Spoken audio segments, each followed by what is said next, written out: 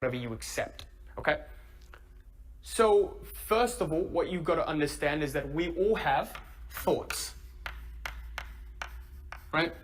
And this is where it starts off. It always starts off at the thought.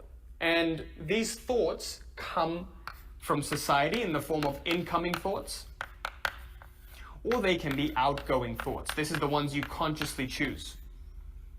Outgoing. Okay.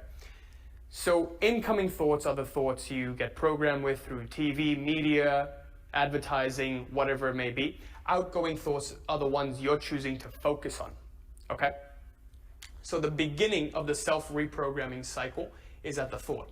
Some thought comes in, you choose to accept it or you don't, and you attribute emotion to it. You connect the thought with an emotion, and what happens is this emotion actually charges this thought, okay? So you move around between thought and emotion, you see, oh, do I like this thought? Yes or no? You begin to resist the thought, you hate it, or you like the thought and you accept it, right? So to give you an example, thought comes in, oh, Quazi's bad at making videos. And then I start to get insecure. I feel insecure. The emotion is insecurity, right? And then what happens is, as a result of that, over time, this starts to become a belief, okay?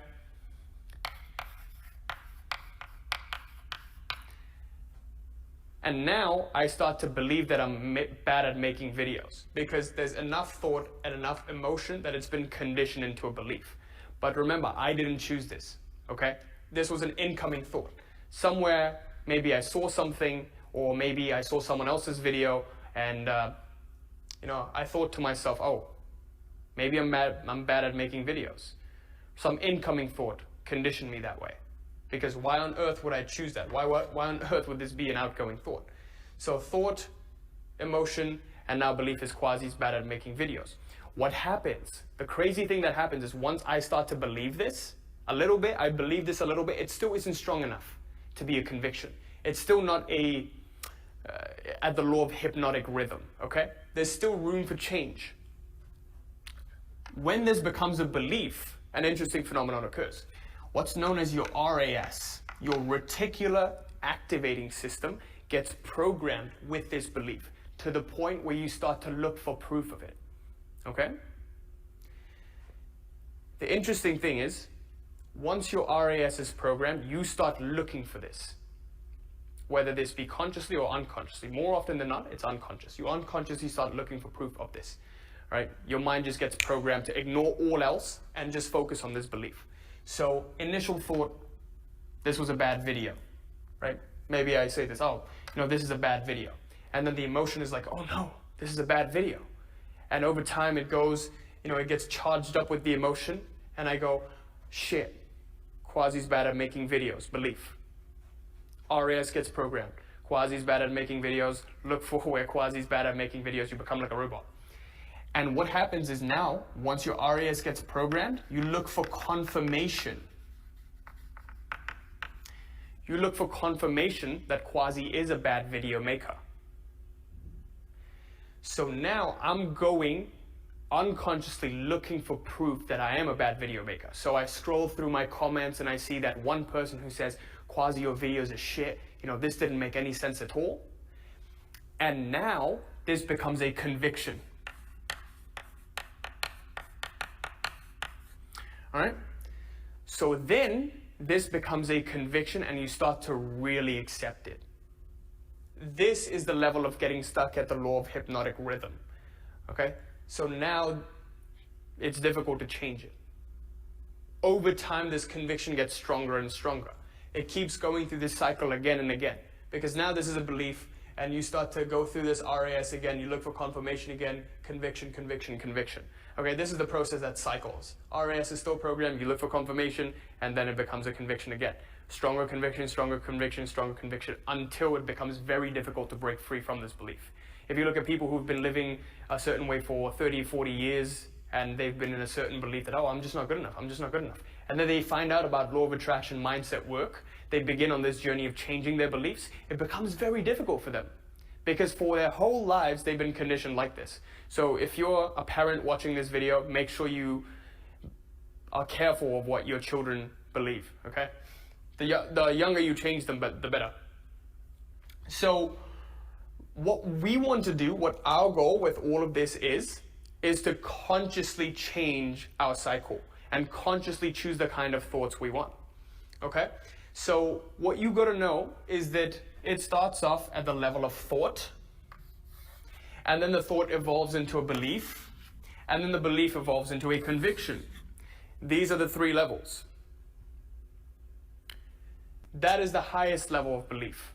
This is the lowest level of belief. It initially comes as an opinion, right? This thought is just an incoming opinion. Yo, Quazi, this video is bad. It's just an opinion. I could choose to accept it or I could choose to not. Depends what you do. Here is how you consciously override this process. I want you to pay close attention to this. Let's say you now want to say, oh, Quazi's actually a good video maker. All right? I want to program myself with Quazi's good at making videos so that I can confidently keep making videos like this. Okay. Quazi's a good video maker. Outgoing thought. Outgoing thoughts are the ones we choose consciously.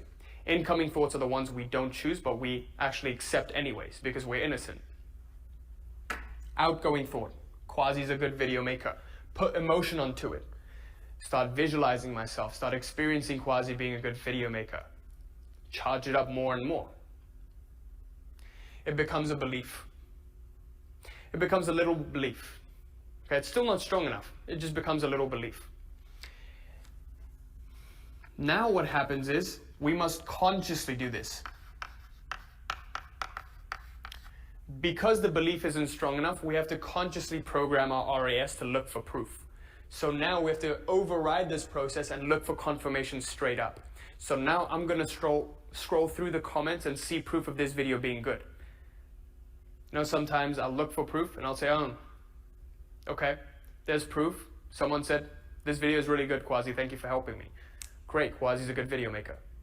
Awesome. Confirmed. It's becoming conviction. Okay?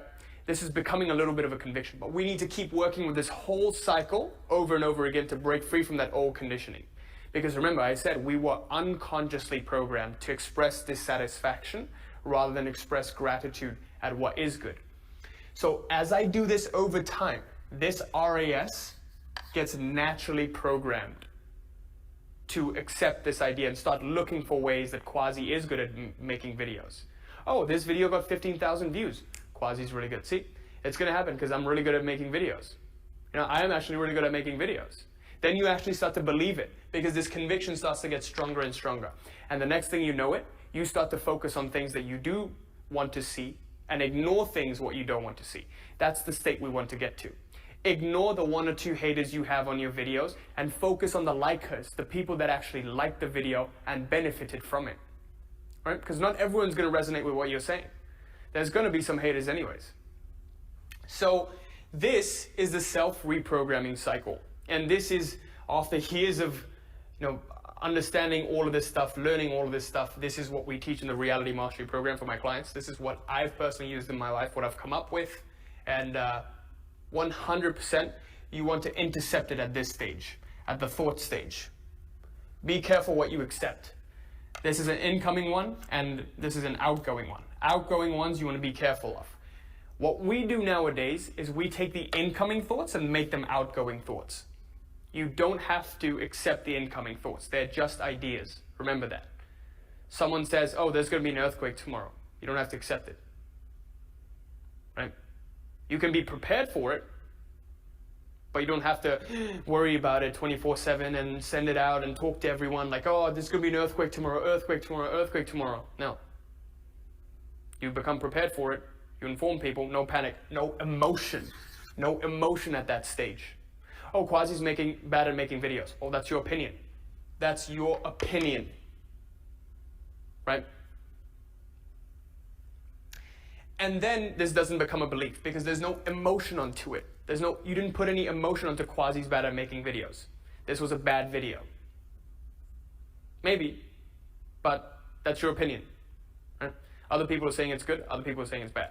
So this explains why, we scroll through our videos and we see the one bad comment and we're like, shit, this was bad. 2 bad comments, shit, this was bad. Right? So we're trying to protect something. We're coming from scarcity. Our RAS has been programmed to notice the bad instead of noticing the good. So we want to use this whole cycle to override this process. So